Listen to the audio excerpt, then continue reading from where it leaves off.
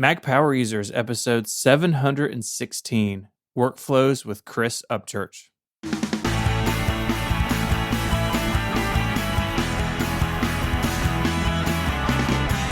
Hello and welcome back to Mac Power Users. My name is Stephen Hackett. I'm joined by my friend and yours, Mr. David Sparks. Hey, Stephen. How are you today? I am good. It's fall. You know, there's leaves are dancing in the air. We're talking about workflows. It's a pretty good day. Yeah, I have a bone to pick with our audience. On last week's feedback show, we did a segment on my 3D printer, and I talked about how I was using it for organization. And I had like 10 people from our audience send me links to like R2-D2 prints and, Star Wars figures. One guy sent me the link to the website where you can build a life-size R2-D2 out of 3D printed parts, fill it with Arduinos and electronics, and then have it drive around your house. And I feel like all of you are conspiring to make sure I don't ever get any work done again. And I thank you for it. And just for the record, I haven't done anything, but I have saved links. Okay. I have done that. Well, keep us posted on that. But today we are joined by a very special guest. Welcome to the show, Chris. Great to be here. Chris, we met at the Chicago meetup, but you and I talked several times in the forums over the years. You were a guest on the Focus show as well, I believe, about a year ago. And I've really come to appreciate your opinions and take on things. Chris, gang, is a fellow MPU nerd and worked in the computer industry. We're going to get into that deeper, but also decided at some point, I guess, what was that, about 3 years ago, Chris, that you were going to become a river guide and just took a left turn on your life and got all the training you need and brought all your organizational efforts to bear. And you do that now. So you are not only a Mac nerd, you're a guy who takes people down rivers as well as other things. About a year and a half ago, I was on a river trip in the Grand Canyon, just as a guest, paying to be there. It was an 18-day trip. And by about day 9, I was talking to the guides on that trip saying, all right, what do I have to do to get into this business? And they gave me some very good advice, lots of great insight into how you get into that. And so by the time I got to the airport in Las Vegas for my flight home, I signed up for a guide school and quit my job 2 days later. I worked on the Rogue River both that summer and this most recent summer. The first year I was up there, I was doing day trips. And then this most recent summer, I was doing 3 to 5 day multi-day trips down the wild and scenic section of the Rogue. Really just fit my life perfectly, really seems to be what I am destined to do in life. At least that's what it feels like at the moment. That's amazing. And we went through that whole story on Focused 165. If you want to check it out, we'll put a link in the show notes. But it's very inspirational to me. I love it when people find they're a little bit out of alignment and they find a way to fix it. And that's what you did. But you're also a Mac nerd and you're not on the river all year. You also do some development work, right? Yeah, I have an off-season job working for a company that does location modeling for carbon capture and storage. So we can talk about that a little later, but it involves mostly programming. Well, Chris, I'm really looking forward to this show. So we're going to be talking about your gear. We're going to talk about what you're doing when you're not on the river and what you do when you're on the river, because there's a lot of technology behind what you do. And I think we should probably get started, though. As an official MPU guest, we got to know your gear. What are you driving there? Well, my daily driver is a M1 Max Studio. I was very unlucky, or perhaps lucky, in that the week before the Max Studio was announced, the original Max Studio, this M1 model, my beloved 5K iMac died. So I spent a week using a laptop, and then Apple announced the M1 Max Studio, and of course, especially given that I no longer had a desktop, I was an instant buy on that. So I ordered the very first day it came on sale. I also ordered 3 of the beautiful studio displays when I did that. I've always really loved screen real estate. When I was running that 27-inch iMac, I also had a couple of Dell 4K displays that sat one on either side of the iMac. But they are technically the Dell displays were technically Retina resolution, but they didn't really match up quality-wise or color-wise with that beautiful panel in the 5K iMac. So Apple finally going back to making great external displays, great if expensive external displays. I was all in on that. So ordered those 3 displays along with the Mac Studio, and that's been my desktop driver ever since. All right, so we cannot let this pass by. 3 studio displays. Chris sent us a picture, gang. We're going to put it in the show notes. I'll just say to begin with, it's kind of beautiful seeing 3 big studio displays on your desk, right? It reminds me, I don't know, there's a famous picture of Al Gore's office years ago when Apple was making was it the 30-inch cinema display, Stephen? Yep. I forget. Yeah, 30-inch. And he had 3 of them on his computer desk, and everybody was just like shocked by it. Also, if memory serves, he had the messiest office I had ever seen. But he had 3 cinema displays, and Chris, you're right there, man. You got 27 inches times 3. I don't even know what that is. What we got there? 81 inches. Did I get that right? Yeah, that sounds right. 81 inches of screen real estate. How do you manage that? Are they on? It looks like 2 of them are on stands. Is one of them not on us? All 3 of them are on stands. One of them, the stand is sort of hidden behind some Ugmonk analog products there. There you go. Since buying them, I have sometimes sort of wished I got the Visa mount versions. Unfortunately, the studio displays are not as easy to switch back and forth between Feet and Visa mounts as the Pro Display XDR is, for example. It's not even possible. You got to buy it at the time of purchase. You either get the Visa or you don't. Mm-hmm. Yeah. So they're all 3 on the height adjustable stands. Also, all 3 nano texture. So I really went all in on those. You asked sort of how I use them. The center one is the main display, obviously, and it almost always has either one program running in full screen or 2 apps side by side. Full screen is for stuff like I do it a lot for Zoom or for Visual Studio Code. Side by side, I'll often have like a RSS reader on the left and Safari on the right or something like that. The 2 outer displays, I really get most of my mileage out of sort of the inside half of each of those, the half that's closer to the main display. And that always has usually supporting information of some sort.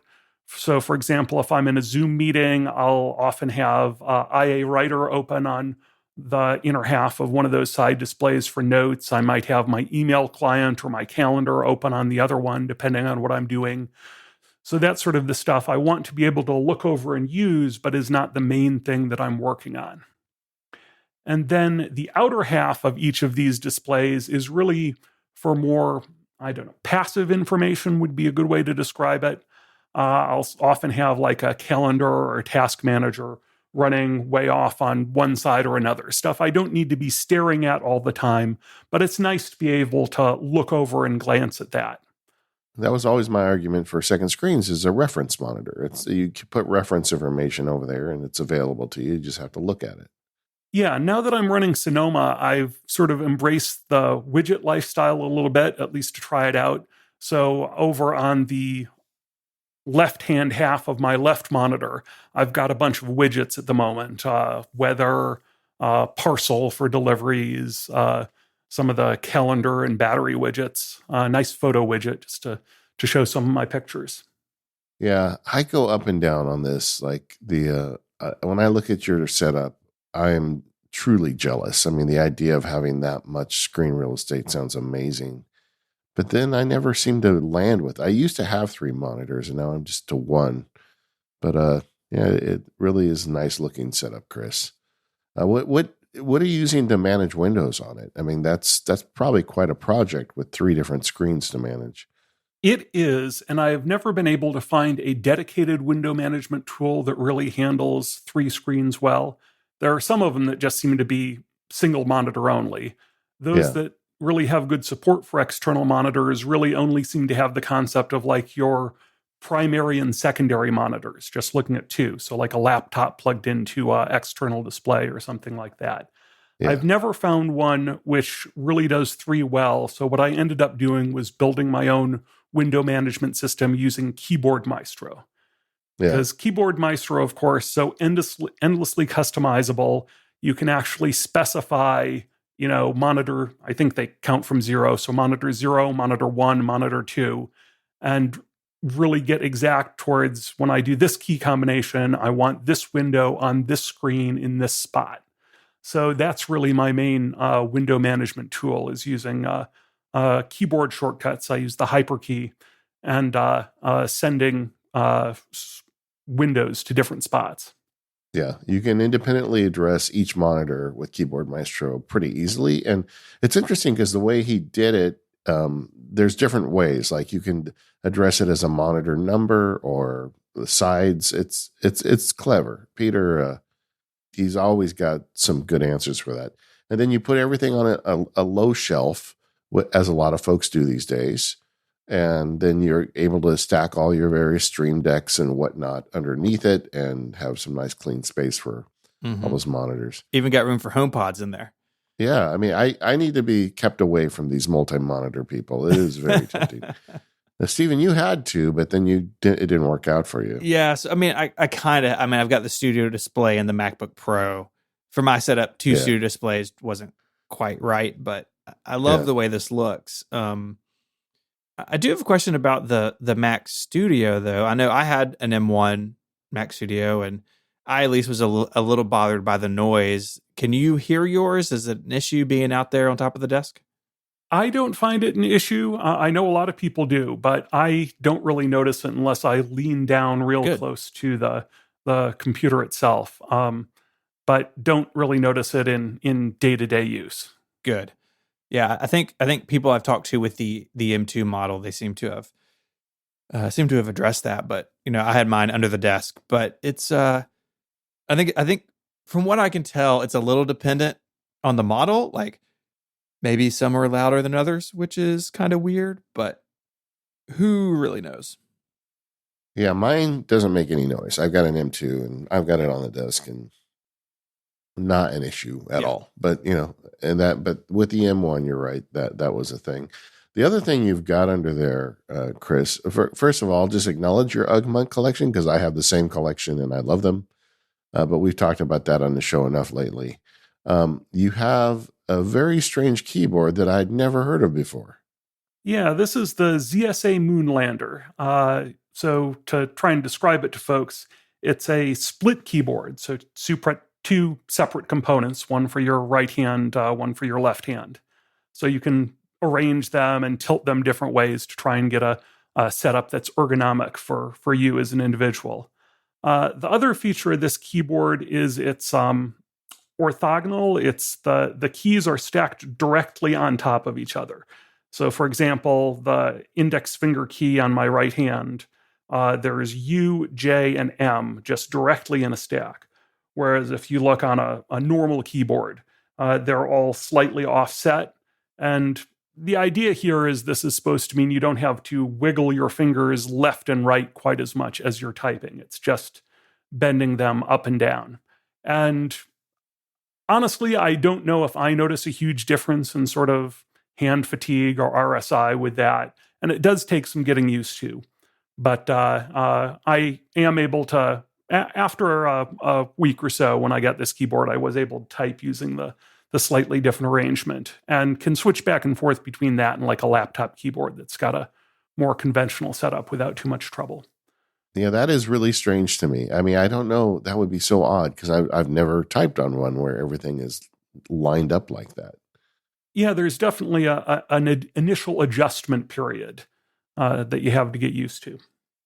And it's got a set of function keys below the thumbs, it looks like, but it doesn't have function keys above the QWERTY, if that makes. It's got the number keys, but you don't have the function row. So I'm guessing you can access that some alternative way. Yeah, the keyboard is pretty much endlessly programmable. That's the other feature. You can actually flash new key arrangements and custom key arrangements to it. So, for example, I've got all those keys down by my thumbs on either side are modifier keys for the most part. There's also space and delete and enter, but command, control, option. I also have a hyper key down there. So those are my modifiers. And then you can program the rest of the layout however you want it and use a keycap puller and rearrange the keycaps themselves to follow what you've programmed in there. They also have a feature where you can have multiple layers. So if you toggle or hold down a particular key, that then changes all the other keys on the keyboard. And for example, I do some of that. If I hold down a certain key, it transforms a section of my keyboard into a number pad, for instance, or it changes it into some keys I've got dedicated to use some of those Keyboard Maestro window movement, Keyboard Maestro shortcuts. So if I hold down a particular key, I've got like a row of 6 keys above it that just go left half of the left monitor, right half of the left monitor, left half of the main monitor, right half of the main monitor, and so on. And it makes it real easy to send windows wherever I want them. Well, it is a trippy looking keyboard. And gang, if you're looking for an interesting keyboard, this is the one. You can also, I know, tilt it up on all sorts of different angles. So if you're looking for just the right ergonomic angle, they have it there. And am I seeing right? Is there a mouse joystick as well on this thing? No, this one does not have any sort of pointing device. I use a trackpad and a MSX Master for that. Okay. All right. Well, I dig it. And then and the shelf as well. This has come up several times with guests recently, and we've been asked by the audience members, what's your shelf? I mean, there's a lot of different companies now making like solid shelves. You have an extra wide one. It's carrying a lot of weight with those 3 monitors on it. Did you find something special for that? Not really. This is a 2x12 from Home Depot with a couple of IKEA legs screwed to it. Perfect. I like that. All right. So home built. And then you also have a pretty fancy video conferencing setup, it looks like. I do. This is some investments I made during the pandemic when it was clear I'd be spending a lot of time on Zoom and Microsoft Teams. I'm using a little mirrorless camera. This one's a Canon EOS M200, which is their small interchangeable lens camera. I've got a fairly wide, fairly fast lens on there, so I get some nice, genuine bokeh effect, so it blurs the background slightly. And then that's hooked up to the Elgato Camlink 4K, which basically takes HDMI in one end and outputs, the other end is USB, and it fakes being a webcam to Mac OS. And that works great. The one thing I've run into is it really does want to be plugged directly into your Mac. Plugging it into hubs does not always work. So it does take up one of the ports on the back of my Mac Studio. But you have plenty. I don't know about plenty. I use a USB-A hub that is almost filled up, and then quite a few of the USB-C ports on the back of these studio displays. Gotcha. Yeah. And then I've got a pair of Elgato Keylight Airs. That's their smaller, programmable sort of studio light, really made for streamers, but it works great to get nice, good, even lighting. That was actually something I upgraded before I did the webcam, and it probably made a bigger difference than the fancy camera did. Yeah, I've got one of those behind my studio display, basically exactly where yours are. And it's amazing what a little bit of lighting will do for a video call, because otherwise you're basically lit either not at all or by the display, which looks really flat and kind of bad. And what I've learned to do, mainly because I wear glasses, you can really see like if I'm moving things around on the display when I'm supposed to be listening to your meeting. And so I turned the display brightness way down so that Elgato light is really the only thing lighting me up, and it looks pretty good. Yeah. The other trick, Stephen, is they get non-reflective glasses. They make that. Yeah, that's, so much stuff. It's too complicated. I just turn my brightness down. Yeah, I got them when I lived in an apartment with floor-to-ceiling windows that were just to the left of my desk.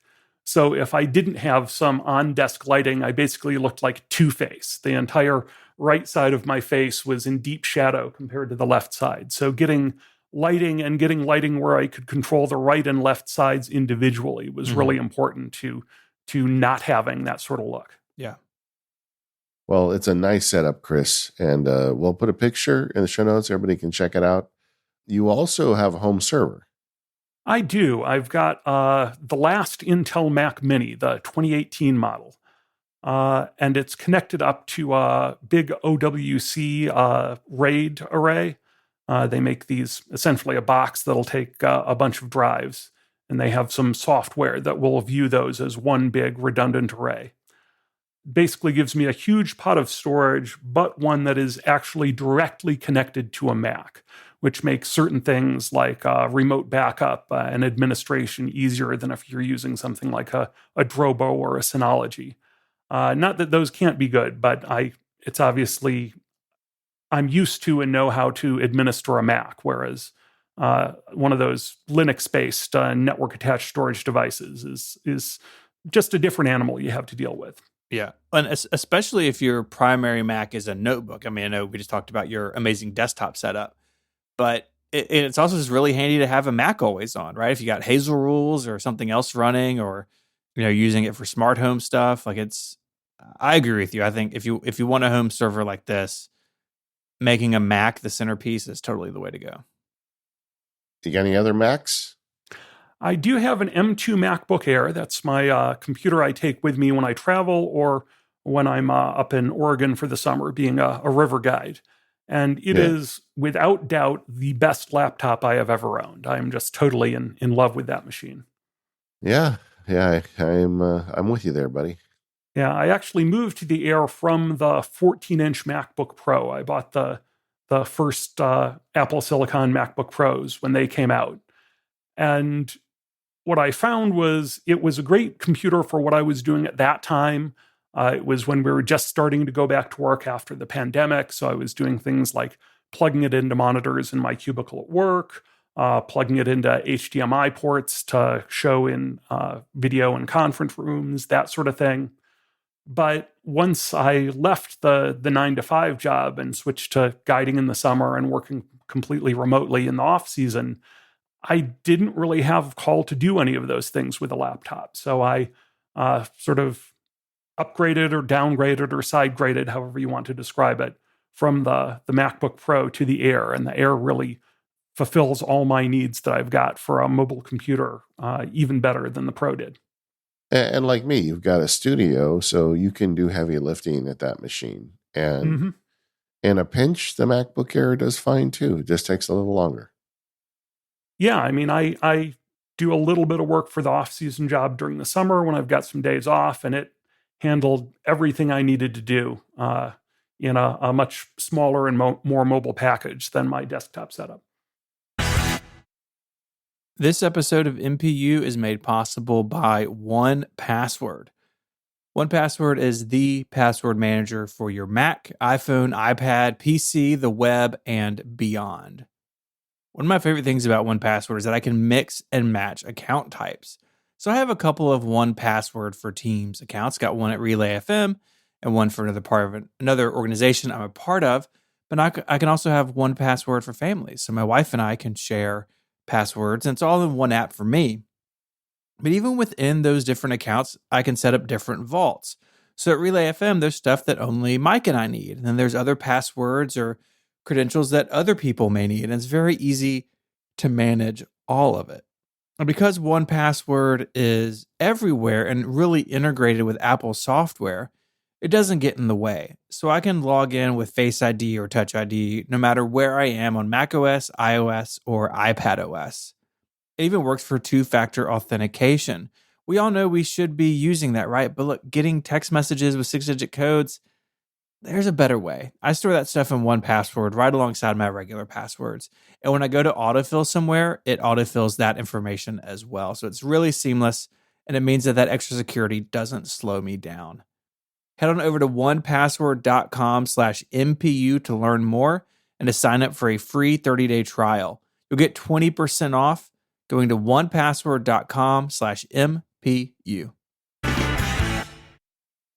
All right, Chris, let's talk about technology on the river. So you have this amazing setup, but then you head out to the river and none of that comes with you except, I guess, the MacBook Air and some of your mobile devices. What do you bring when you go out to be a river guide? What's on you? So when I actually am out on the river going on the water, the only real bit of Apple technology I have with me is my iPhone. Up until recently, that was iPhone 14 Pro. I got the iPhone 15 Pro Max, which I'm still a little leery about. This is my first Pro Max size phone. So I'm still getting used to the extra size. I'm not entirely accustomed to that yet. But the 5X camera was the killer feature, the real selling point for me. Taking pictures on the river, which is one of the big things I use the phone for out there. I a lot of times wanted more reach than the 3X lens. If you're taking a picture of folks in another raft or maybe trying to get a picture of some wildlife on shore, the 3X lens just was not enough reach. So this 5X tetraprism lens, once I heard the announcement about that, I was pretty much an automatic upgrade, and I'll just have to deal with the larger size. Now, are you doing anything in terms of a special case? I mean, you're using a glass and titanium phone, and even with the 14 Pro, a lot of glass there as well. Something that floats, something with a lanyard on it. Like, what's your move there? So I've got a OtterBox Defender case on there. It's very rugged, very big and chunky, which makes the big phone even bigger. Yeah. I also run a screen protector as well. Okay. And the nice thing about the Defender is it does have a little hole for a lanyard, and I use that when I'm on the river. This phone rides in the pocket of my PFD, my personal flotation device or life jacket. And when I'm actually on the water, I have a lanyard that clips into it. So it's like coiled like an old-fashioned telephone cord for the portion of our audience who are old enough to remember those. So that keeps the phone attached to me. I actually saw another guide who had a phone in a pocket on his life jacket and bent over on the river and fell out and plop, and that was the last we ever saw of it. Yeah. So, modern phones are very waterproof, and I put mine to the test quite a bit, but they do not float. Yeah. Titanium is light, but not that light. Wasn't there a story about Steve Jobs, like taking an iPod and throwing it in an aquarium, like in his office, and if it bubbled, he would get mad at the engineers because there was empty space in the middle? Have you heard this story? I've heard that, but who knows if that's true or not? I don't know. If not, even if it isn't true, I love it. I love the story. Yeah. Cult of Mac, I have a link in the show notes. Cult of Mac has a story about it. I'll put that in there for people to see. Well, apparently, even if it does bubble a little bit, it still sinks. Yeah, that's right. So what about software on the phone? I mean, you're working as a guide. Are there things that you need to keep up with on the phone? Is it just a camera? Kind of where does that fit in with the work, and what software are you using there? So aside from the camera, the main app I actually use on the river is Obsidian. I use that for note-taking. Obsidian is actually one of the biggest sort of technology tools involved in guiding for me. I take a lot of notes during each trip. I have sort of a template for that and take notes each day. And then after the trip, I'll clean things up and it'll eventually make its way into day one because of how nice that is at resurfacing memories, but also just lives in the Obsidian database and has a lot of information on what other guides were on the trip, how many guests we had, where we camped, sort of notable incidents that happened during that trip. I also have notes on a lot of the rapids, a lot of the places that we camp, just to record information that would be useful on future trips. So I've got a big Obsidian database there. It also has a lot of how-to stuff or stuff I've learned from various trainings, whether it's guide training, medical training, even you have to get a food handler's card because you're cooking for the guests. Any of that training, I've got a bunch of notes in Obsidian. I don't usually consult these notes when I'm on the river, but just building these up and having them available for reference, I found was really helpful in learning all this information that you have to master to be a guide. Also, probably the process of making the notes allows you to internalize it, I would guess. Are you putting attachments in Obsidian? A lot of people use Obsidian mainly with text, but it does support attachments. And I'm thinking about like your food handling card and like I would imagine some of the pictures you take. Does that stuff go into Obsidian as well? Not much. There's a couple of documents in there. For instance, the Bureau of Land Management produced a real good survey of campsites along the Rogue River about 5 years ago. So I have that in there. There's some other sort of reference documents like that. But most other stuff ends up living in iCloud or other places. And how are you syncing it? Obsidian, I think I'm using the iCloud sync at the moment, and that's been fine for what I've been doing. What is the internet coverage like on your trips? Is there any? Oh, there's no coverage out there. It's entirely outside of cell range from well before you get to where we put in to we're almost back to base by the time we get coverage again. So there is no data service anywhere out there. If it's not on the phone when you started, that's all you got. Yeah. So cloud-based data sources are a bad idea. And Are you using the new downloadable maps feature, or did you have some other solution for that? I actually have an app called Far Out. It's a app. They mostly actually do long distance hiking trails, things like the Pacific Crest Trail or the Appalachian Trail. But they also have a few river sections in there, including the section of the Rogue that I guided on last summer. So that essentially has downloaded maps with GPS. It'll show you where you are. It'll also show info on camps and rapids and other points of interest along the way. So that's really what I've got for mapping on the phone. Honestly, most of my navigation is using paper maps.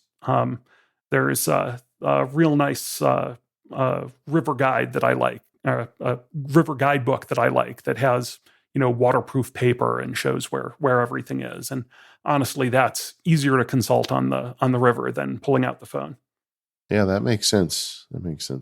What is the I would imagine battery life is always a problem out there. What are the types of solutions you've seen that you use and other guides and guests use that make sense for a long-term trip like that? So number one is to try and minimize the battery consumption to start with. So I always, whenever I'm going out on the river, the phone and the watch go into airplane mode. Since there is no cell coverage out there, there's no sense burning electrons, firing up the cellular radios to look for a signal that's not going to be there, and low power mode.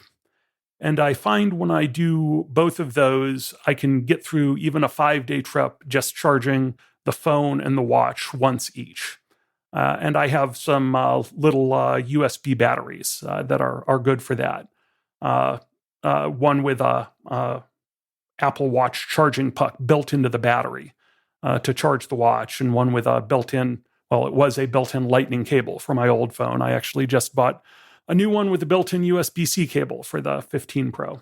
Yeah. The one trick there is when you charge the phones up, it will automatically kick them out of low power mode. Yeah. The low power mode expects you're using this. Oh, you had a long day at a conference or a long flight or something. You just need a little bit to get you till evening when you're going to plug it in and be back to normal. It's not really, they didn't build this feature with people who are spending 5 days in the wilderness in mind. So on the phone, I actually have personal automation. One of the triggers for a personal automation is when battery increases above 18%, do whatever. And so when the battery goes above 80%, the phone turns off low power mode, and then I have a personal automation that will turn low power mode back on.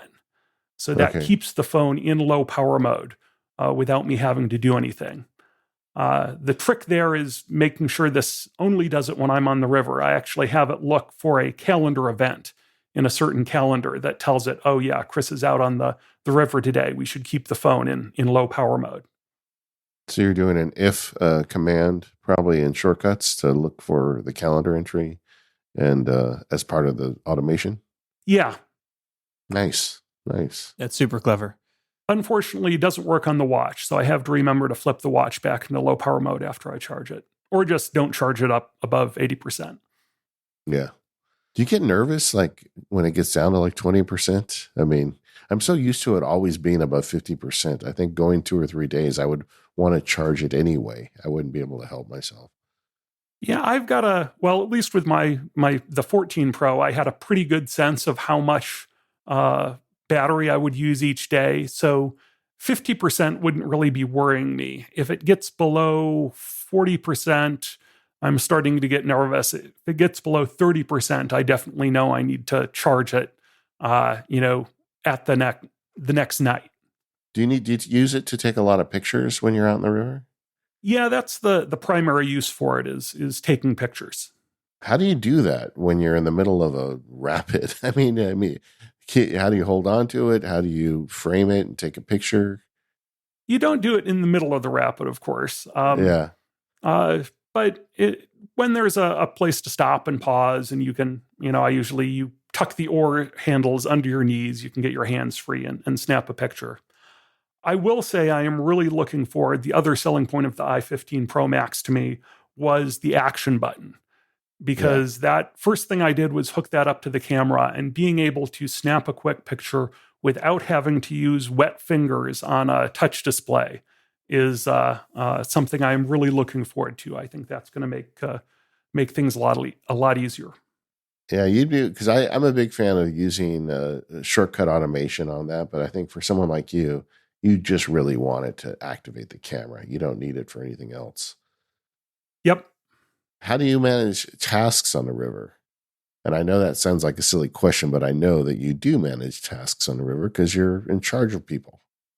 Yeah, I'll be honest. When I'm physically out on the river, I don't do much, certainly not much electronic task management.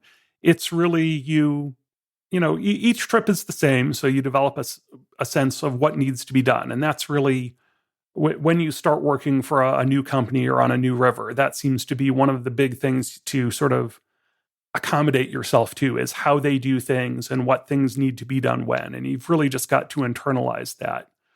Most of my task management is actually dedicated to the spaces between trips, where you may have a couple of days or even just one day, or even going out immediately the next day.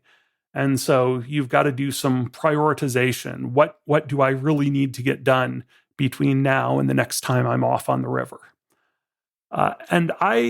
This may sound odd, but the tool I have found most useful for that is actually IA Writer, which is a cross-platform markdown text editor. And it supports the usual markdown syntax of, you do a unordered list, so dash, space, open bracket, close bracket, and it interprets those brackets as a checkbox. And so when I get off the river, what do I need to do before the next time I go back out, and make a list in IA Writer, and I either get that stuff done or the list gets tossed out. It really doesn't have the kind of ongoing long-term task management that I have in the past or do in the off season. It's really get it done before the next time you go out, or start from scratch after that next trip.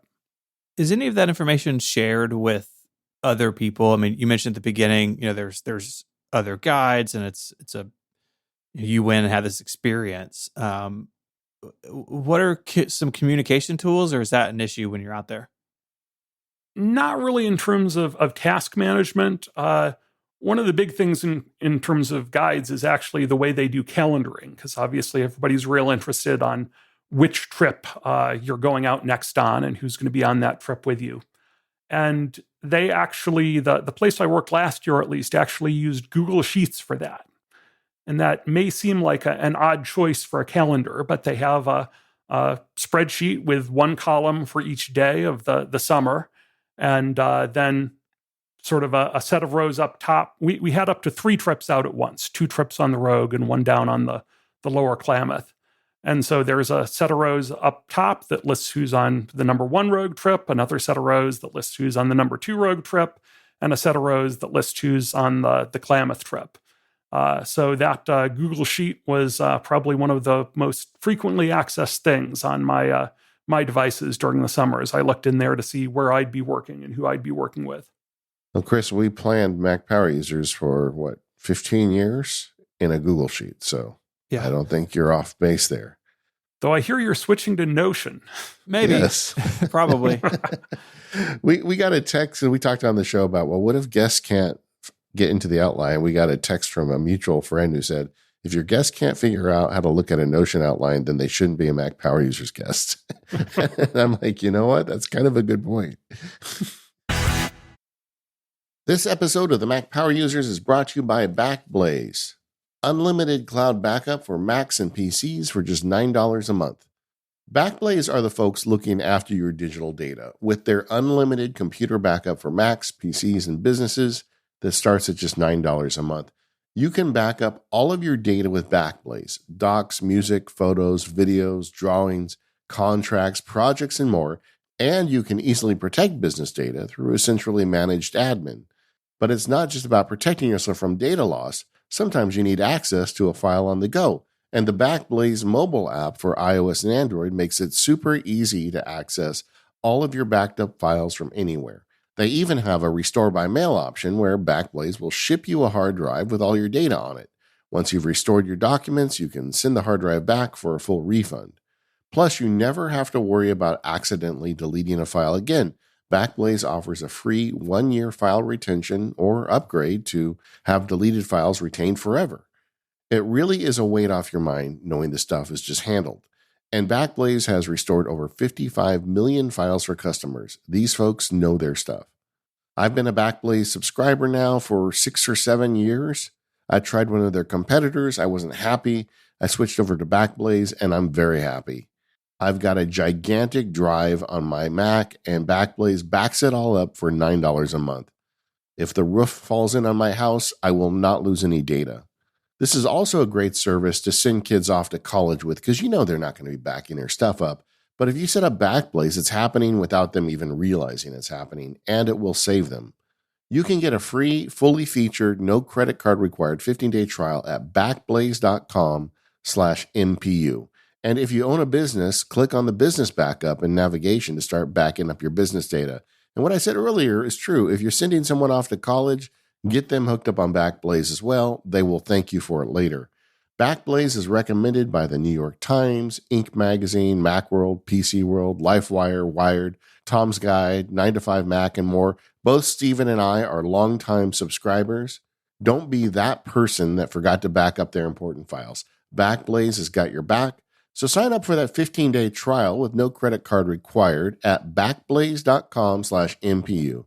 That's backblaze.com/MPU for your fully featured 15-day free trial. And you can let them know you heard about it here on the Mac Power Users. Go there, play around with it, and start protecting yourself from potential data disasters. And our thanks to Backblaze for saving us from countless data disasters and their support of the Mac Power Users. Chris, one of the things that Apple has really talked about the last few years is their device's ability to help you in an emergency situation. And since you spend a lot of time off the grid and, doing exciting, maybe sometimes dangerous things, like the perfect person to talk through these things. I want to start with Satellite SOS. This was announced last year with the iPhone 14. And it continues in the iPhone 15 line, where if you have no service, but you have a view to the sky, you can use a satellite and some pre-canned messages and get in touch with emergency help. What is your view on tools like this? I also know that there are some dedicated devices like this, like satellite phones and some other things. Do you have any experience with these, and where do you think Apple stands in this market? So the most rafting companies and the ones that I worked for, they use both satellite phones and satellite text messaging devices. The most common one there is the Garmin InReach. Garmin is a GPS company, but they make devices that also do text satellite messaging. They're both useful for different things. In emergency situations, though, there are actually a lot of advantages to the text communication. You don't have messages getting garbled, or you lose contact halfway through the call and they don't get everything you were trying to say. The text messaging services like the InReach and the Apple features are really, they're atomic. You either the whole message goes through or it doesn't. So there's less chance of miscommunication or mishearing something. So text messages are definitely, I wouldn't view text communication as second class in an emergency. It really does have a lot of advantages. The Apple satellite SOS feature was definitely a big selling point for me on the when the iPhone 14 Pro came out. Yeah. I have not had to use the SOS portion of that, but I have used the share your location via satellite part of it, and that has worked well when I've done it. I also do carry a Garmin InReach Mini 2, which is a very small, not much bigger than a pack of gum, I guess you would say, size GPS device. It connects to your phone via Bluetooth, so you actually preferably do all your typing and reading messages on the phone, while the InReach just handles the satellite communication. The advantage it has at the moment over the iPhone, besides being a little more rugged and being a dedicated device, is that you can send any text message you want. You can type in a phone number and send a text to any cell phone and get text back from them if they reply to the number that they see your text coming from. So you can use it for things beyond just the emergency things. Some of my colleagues use them to keep in touch with significant others. You can also use it just to pass information back and forth, for example, between us on the river and our management, or let someone know, oh, hey, we're not going to be back for another day or something like that. More flexibility than just Apple's emergency-only system. Yeah, that's really nice technology. I wasn't aware of it, but it makes total sense if you're going to be off the grid a long time. Yeah, it's sort of been a gradual progression to get to this point where you have sort of the free two-way texting. There were previous devices that could do emergency messages, but only had a one-way communication. You couldn't have a conversation. So this is really, what we have now represents a lot of progress. And I would totally expect to see that sort of two-way text communication come to phones in the future. I think Starlink has already announced that they're going to be offering that with some Android phones in another year or so. And I would expect that, wouldn't be surprised if Apple does the same in another couple of years. Yeah, I'm sure they're already working on it. Yeah. I mean, it seems like the logical next step. The other feature, I know you have the Apple Watch Ultra, and one of the big selling points in, the advertising initial push of it was that it's good for wayfinding. And given as all my hikes are local and it's more traffic than a freeway with mountain bikers and other hikers, I don't really need it. But but I assume you probably do find use for some of those features. How's it going?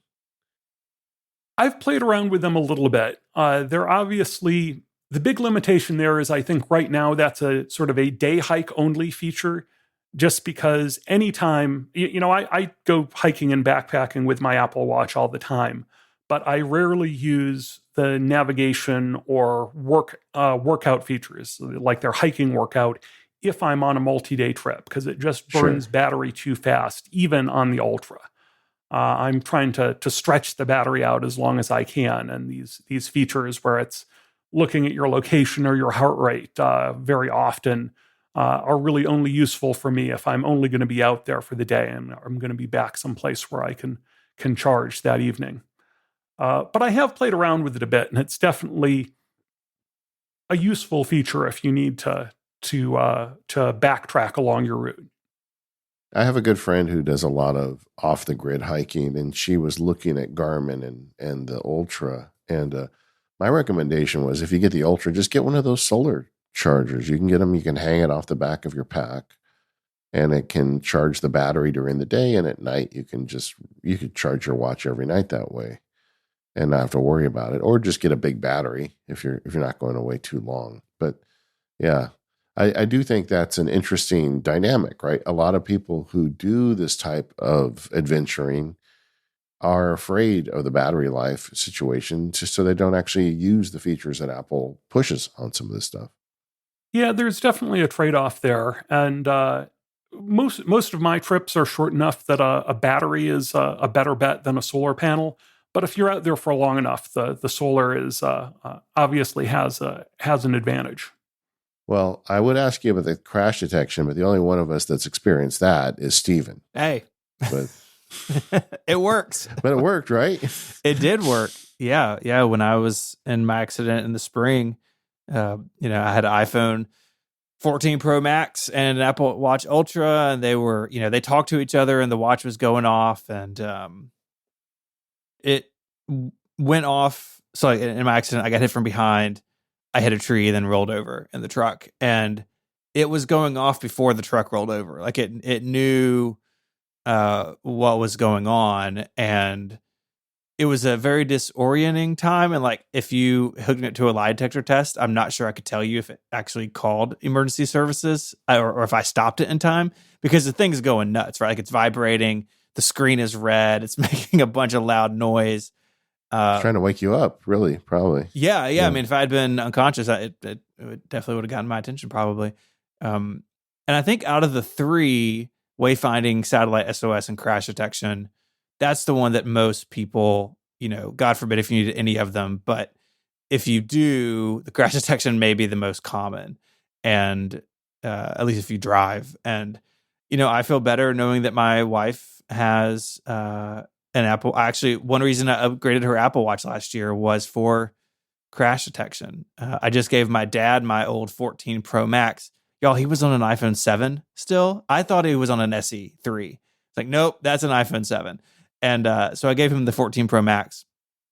What an update. I texted him last night. I was like, how's the new phone? He's like, this thing is amazing. It's like, yeah, you move forward like 8 years.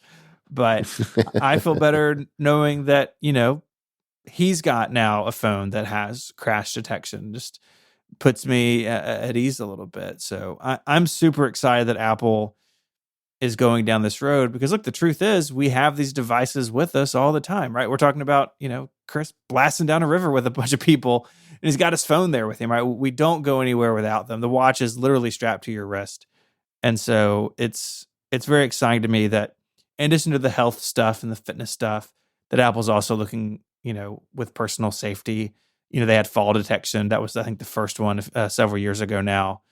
Yeah, it works, and hopefully you never need it, but if you do, it's there for you, and I think that's really cool. Yeah, I think David mentioned earlier about me going out and doing potentially dangerous things. One of the things I try and keep in mind is probably the most dangerous part of any of these trips is the drive to or from the put-in or to or from the trailhead. Yeah. That's really, we don't like to think about it, but that's more dangerous than hiking or whitewater rafting is. Mm-hmm. Yeah, objectively driving is kind of terrifying. Like, we don't think about it, but it is. And yeah, I mean, over time, as they add more things to this, we're going to kind of have this bubble of protection around us, right? An iPhone or an Apple Watch is not going to stop something bad from happening, but it lets you get in touch with people who can help, even on your own, right? Like, even if you are unable to respond, well, once that countdown ends, you're going to get in contact with somebody, just your device on its own. That's all super important. And, Apple plays those like tearjerker videos at their events sometimes. Like, my life was saved by this, or my watch told me that my heart rate was doing something weird. I went to a doctor and turns out it is. All that's fantastic. And it's cool to hear stories from somebody who's got, real experience with it and is using it out, the way that Apple talks about it, right? Like going down a river, being a river guide, like you're just ripe to be in an Apple video at some point. Hopefully nothing terrible happens, but if it does, Apple will want to reenact it with a camera. This episode of MPU is brought to you by Clean My Mac X. Junk files, hung processes, and malicious apps can slow down even the latest, most powerful machines. And maintaining your Mac, whether old or new, is essential for smooth macOS performance. You may be getting ready to move to macOS Sonoma. It's been out for a little while, things are looking good. Well, now's a great time to make sure that everything is running nice and smoothly.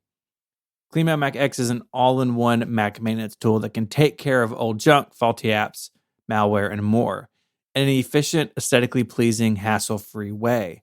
You can even use their menu bar app to monitor your Mac's health, CPU load, and more. Clean My Mac X has been downloaded nearly 30 million times over the last 15 years, and it really is a must-try for any Mac user. One of my favorite things about Clean My Mac X is that all these tools are in one place, and it is efficient and aesthetically pleasing and hassle-free. It's really easy to understand what it's doing, when it's going to do it. You can even set up reminders that says, hey, time to check out Clean My Mac X. Let's do a scan. Let's make sure everything is good. All MPU listeners will get 5% off by checking out the link in the show notes or by going to macpaw.app/MPU. That's MACPAW, macpaw.app/MPU. So, Chris, there is an off season for river guide work. And when you're not doing that, as you mentioned earlier, you do some development work. And then you're back at your cool 3-monitor setup and space keyboard. Moon keyboard? What's it called again? The Moon? Moonlander. Such a good name. The Moonlander. You got the Moonlander, you got the screens, you're ready to go. Tell us a little bit about the tools you use to do that. The company I work for writes its software in a language called Julia, which is a bit of a niche language. For folks who have never heard of it but know a bit about programming, it kind of fits in the same category as R or some of the more scientific computing applications you'd use with Python or MATLAB, but definitely smaller and less known than those. But it fits what we're trying to do fairly well. And to be honest, there was our previous CTO there really liked Julia, so that's probably has a lot to do with why we use it. I do most of my development in Visual Studio Code, which is a very capable free code editor. It is not very Mac-like. And if I was making the decision without any other considerations, I'd probably end up using Panic Nova or BBEdit or one of these very Mac-oriented text editors. But Visual Studio Code has the best tooling for Julia. Being a niche language, it's not as widely supported as, say, Python is. It's also what everybody else in my company is using. So there are some advantages to having exactly the same setup, the same software, the same plugins. Helps avoid, it works on my machine type problems.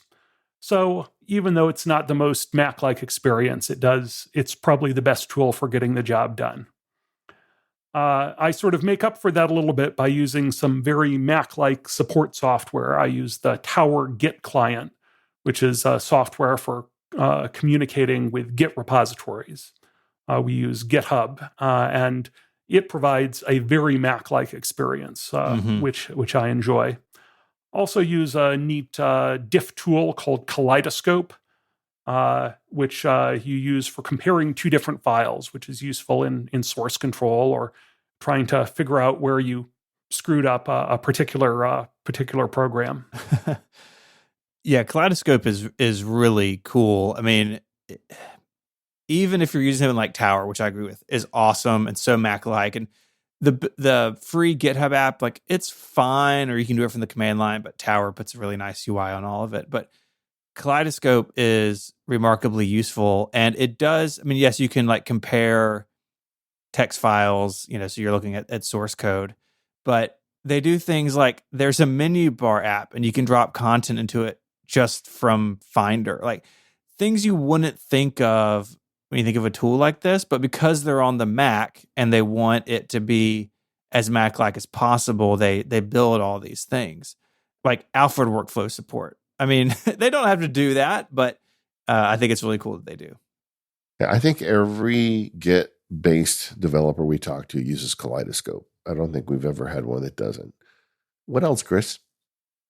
You also, when I'm programming, I spend a fair bit of time in the shell. And so I actually, rather than using the default, which I believe these days on Mac OS is ZSH, I installed the fish shell.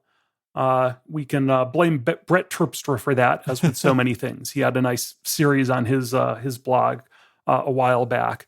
And it's a little more modern than some of these older Unix shells and has some nice customizability. So I just like playing with that. The work I do also has a geographic component. Often we're generating maps of, for example, potential pipeline routes for captured CO2. I use a program called QGIS, which is an open source cross-platform geographic information system software. So software for dealing with spatial data and making maps and that sort of thing. Honestly, I'm not really using it to its full potential. I'm mostly using it to sort of sanity check the output of the program's rewrite. But it's nice to have a GIS tool that I can actually use on a Mac. Previously, I used some of the commercial GIS tools, and those are all Windows only. I do have a Windows laptop that the off-season job paid for, but thankfully there's basically only one piece of optimization software I have to fire that up and use the Windows laptop for. Everything else I do, I can do on the Mac.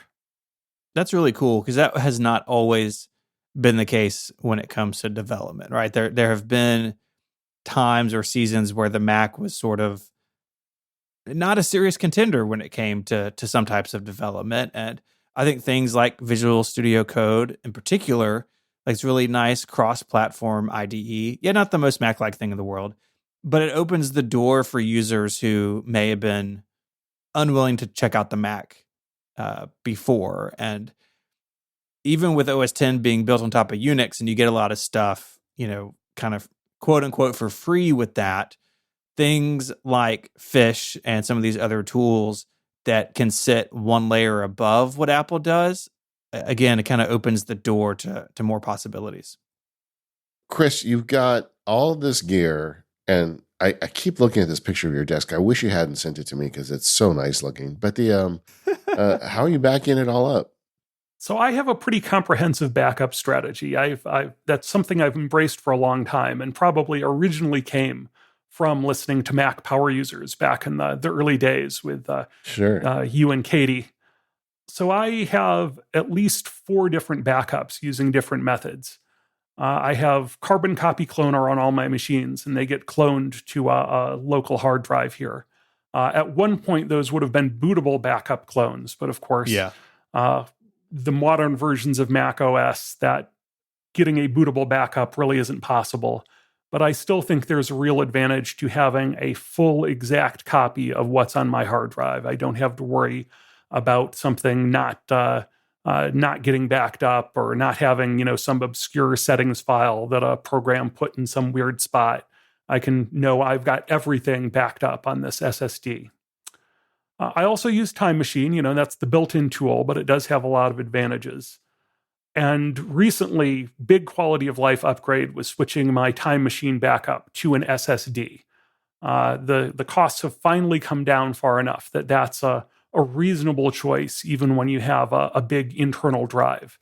So I've got a 8 terabyte Samsung SSD and a OWC enclosure. And that means I have totally banished spinning hard drives from my desk, which is a big quality of life upgrade for me. Mm-hmm. This is the way, it really is. Well, I mean, it'll be the way everybody does it eventually, but right now you've got to be willing to bleed a little bit to get there because it's still pretty expensive. A little bit, but not as much as you used to. You know, when I first considered doing this 4 or 5 years ago, I had a hard drive that was a quarter the size of the one that's in this Mac Studio. And I think getting a Time Machine drive, you want the Time Machine drive to be bigger than your internal hard drive. Getting an SSD for Time Machine would have been $3,000 or something like that. Whereas I think I paid about $600 for the 8 terabyte drive and the enclosure for this setup. And then you've got this attached Mac Mini, right? Are you running backup through that? Yeah. So at one point I had gotten rid of the spinning hard drive on my desk by doing a network backup, originally to a Drobo and then to my Mac Mini home server. I never found that Time Machine over a network was very reliable. I always got much better results with a directly attached USB drive. When I was doing it over the network, it seemed like 3 or 4 times a year, I'd get a message saying, yeah, your backup's hosed. We need to start over. What I finally ended up moving to for the over-the-network backup was a piece of software called Arc. And Arc is like the Swiss Army knife of remote backup. They can go to, Backblaze B2 or, Amazon's cloud storage service or many others that I hadn't even heard of. But they can also go to drives on your local network via, either FTP or some of the network drive sharing protocols. So I use Arc to back up my desktop to that big RAID array that's connected to the home server. And that gives me essentially a lot of the characteristics of Time Machine in terms of doing incremental backups and being able to keep past versions of stuff. Obviously, the user interface isn't quite as slick as Apple's, but it does give me another place to store all of those without having a clicky spinning hard drive on my desktop. Sure. Is your Mac Mini, I'm assuming it's connected by wire, or is it just wirelessly connected to your main station? So both my home networking setup is Eero based. Actually, I'm lucky enough to have fiber internet, and I figured when I got it set up here, when I moved in, they'll give me some horrible, no-name router, and then I'll connect my Eero to that and have to deal with all the double NAT stuff.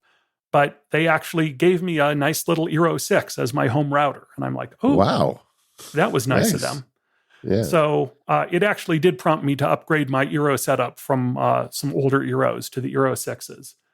So unfortunately, I do not have a wired connection because I don't want that Mac Mini in the same room as me. But what I do have is the Mac Studio is plugged into one Eero, and then the Mac Mini, which is in a closet in another bedroom, is plugged into a separate Eero, and those two communicate wirelessly.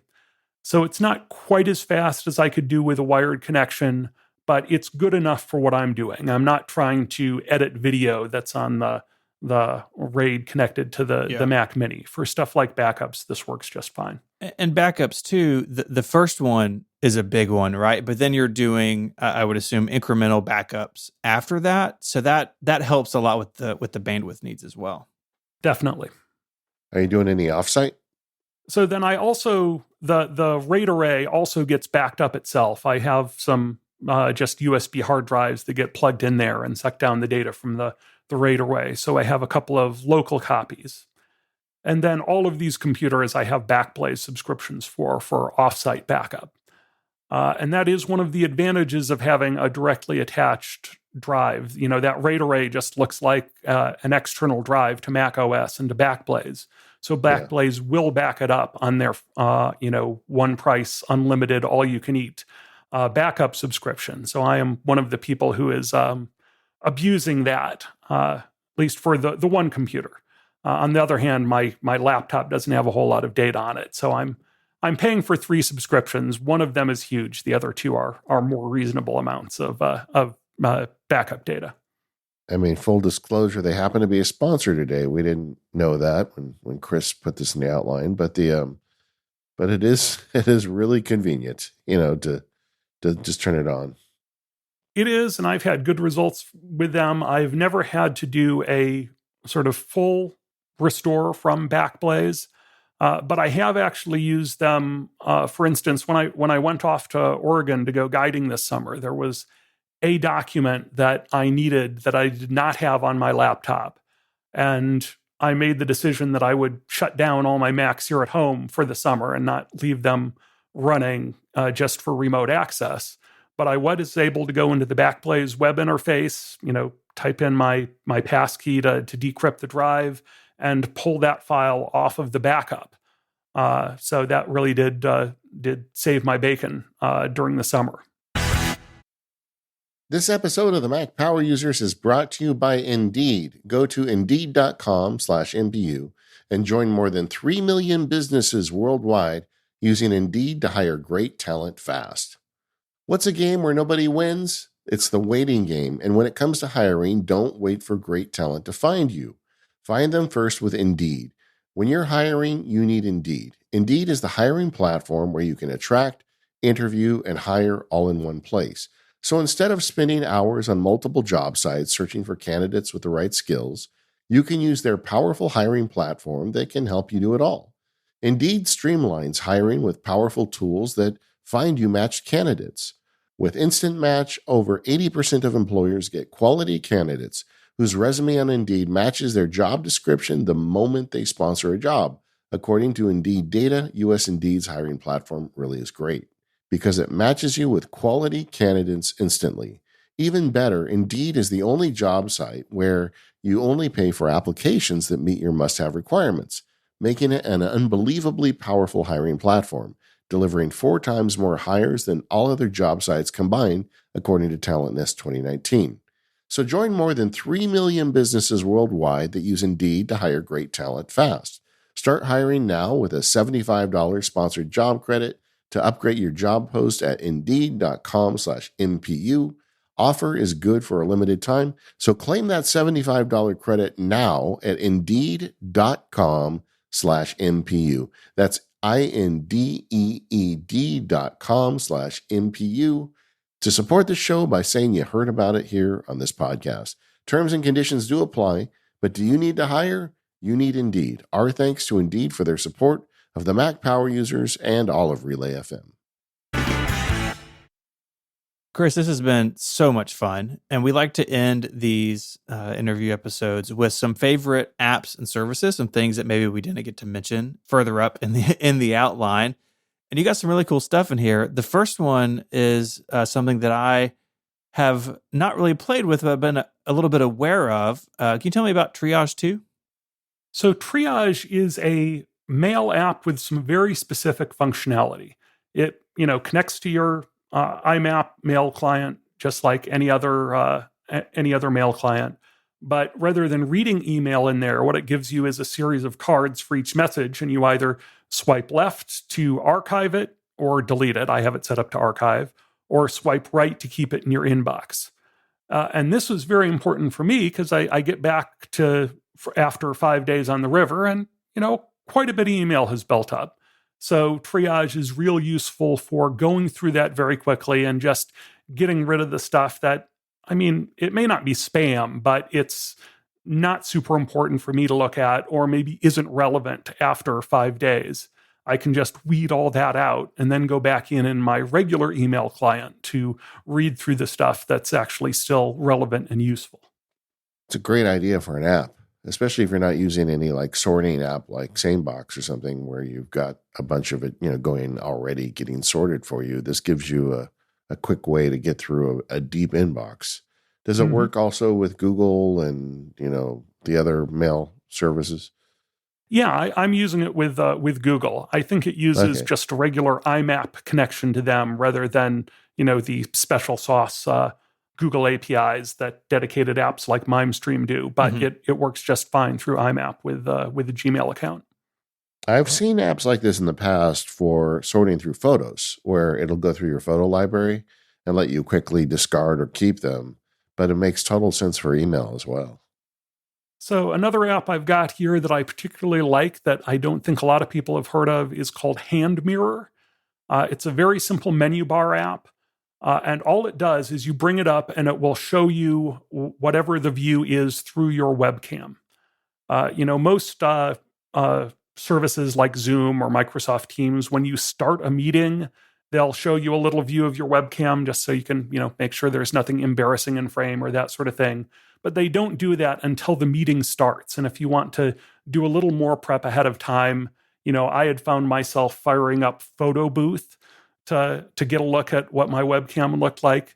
This is much simpler, much easier. I've actually got it set to a Hyper M combination on my keyboard and just gives me a quick look.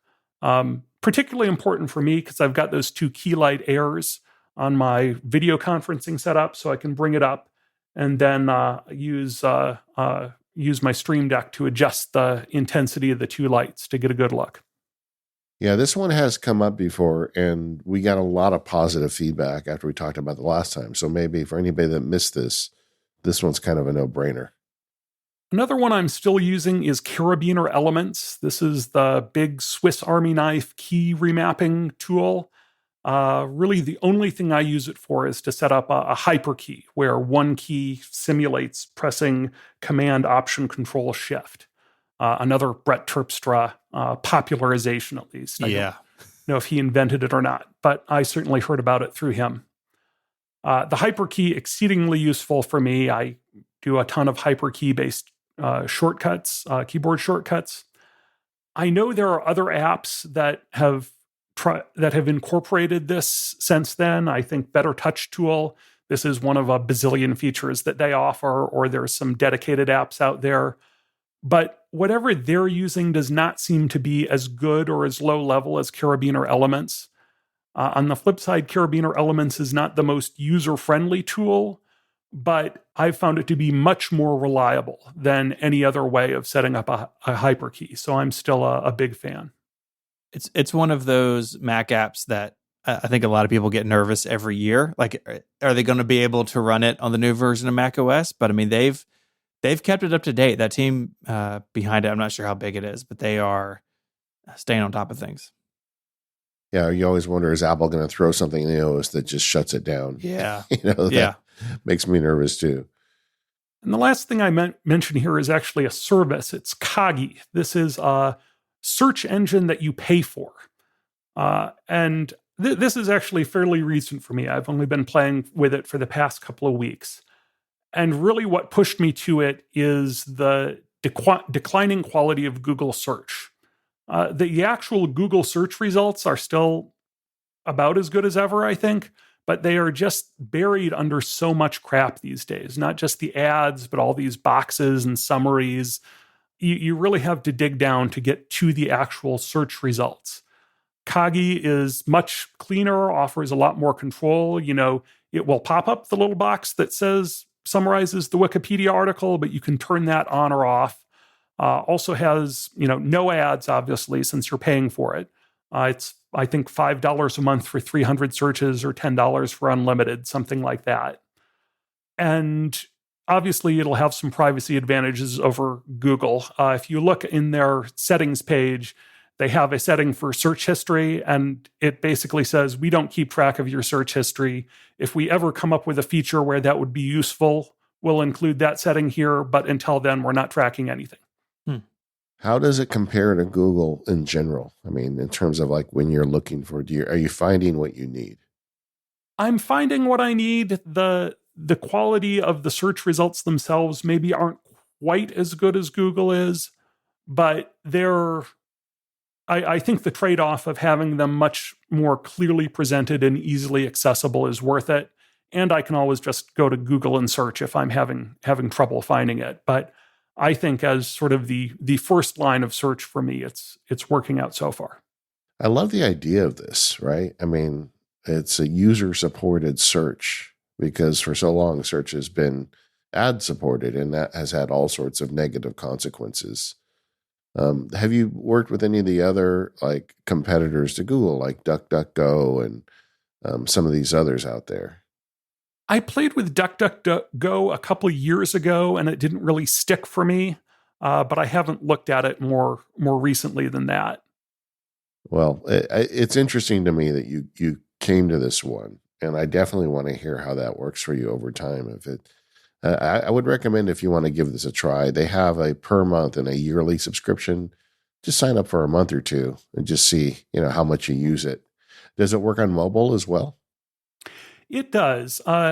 Because you have to be signed in, they seem to have to do some interesting things to be the default search on Safari. It's not quite as easy as just switching to Bing or DuckDuckGo. You have to install their extension, but it does work across desktop, iPad, iPhone. And the best part of it is probably that you just get the results. You don't get all the other garbage. Yeah, the fact that the very top thing listed on the search result page is a search result is really a breath of fresh air. I think I'm going to try this for a month and just see how it goes. You got me tempted, Chris. Did you look at any other their competitors, any other paid services when finding Kagi? Not really. I'm actually not aware of any other for-pay ad-free search engines. All of Google's competitors seem to have the same advertising supported model. They just don't share the ad data quite as widely. Do you guys think Apple made a mistake never doing their own search engine? I think they may be forced to do, well, not forced. They will choose to do their own search engine if they can no longer have the deal with Google. Because one of the things that seems to be coming out of the Google antitrust trial is just how much money Apple is getting to have Google in that default spot. And I can't imagine they'd get that much money from someone else. Yeah, I mean, it's billions a year. That's what we're hearing. I don't think the actual number has been released, but it's a lot.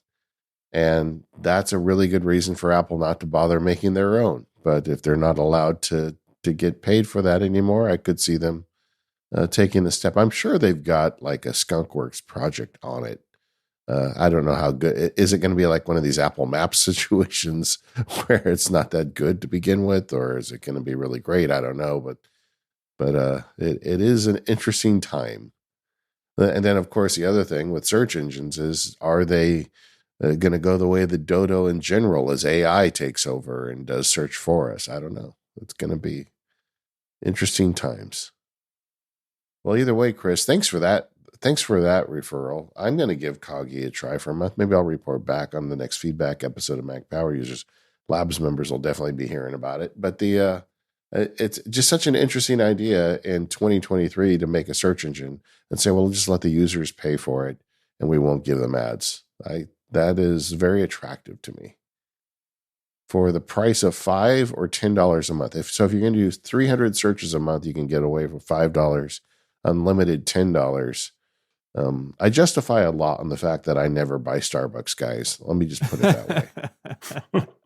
Chris Upchurch, so glad we were able to have you on the show. You've been on my list for a long time, especially when you made this big change in your life. And I know you're using all kinds of cool tech out in the river, but then you come back and you're doing stuff at that remarkable desk. And I know I keep saying this, gang, but you got to see Chris's setup. It's awesome.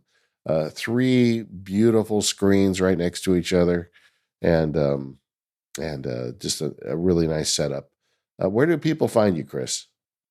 Well, they can find me at grandadventure.blog, or I hang out on the MPU forums a bit. I actually haven't been there quite as much lately, especially during the summer. I've been doing some other stuff, but should be back on there now that I'm back home for the off season. Excellent. And I want to thank our sponsors this week, 1Password, Backblaze, Clean My Mac X, and Indeed. On the more power users version of the show, that's the ad-free extended version of the show. You can sign up for it, relay.fm/MPU. We're going to be talking to Chris about Vision Pro. He has thoughts, and so do we. So stick around if you're a more power user subscriber. Otherwise, thanks so much, and we'll see you next time.